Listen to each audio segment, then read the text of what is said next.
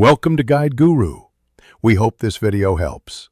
You start by ensuring cameras are in your inventory and charged. This prevents mid-round downtime. Once loaded, open the map to view legal camera nodes and nearby vantage points because placement options vary by map zone. Make sure you bind a hotkey or put a camera in a quick slot so you can deploy fast. Speed matters when players scatter. First actionable step. Walk to a stable surface, aim at the placement marker, and press your deploy key to drop the device. Once you've deployed a camera, immediately enter camera view to configure its angle and detection parameters. This is where subtle adjustments win rounds. You should prioritize angled corners and low visibility perches so cameras remain hidden. That reduces the chance someone destroys them. Make sure to set pan limits and motion sensitivity to avoid false positives from ambient movement.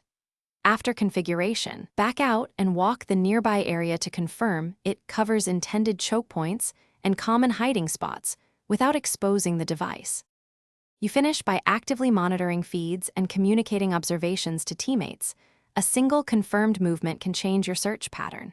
Once done, rotate camera responsibilities so batteries and cooldowns don't coincide. Make sure to recover or replace destroyed units quickly to maintain coverage. If a feed goes dark, check for line-of-sight loss or destruction and redeploy elsewhere. Troubleshooting tip.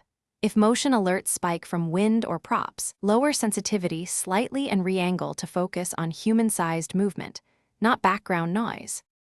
Thanks for watching. Consider subscribing if we helped you today.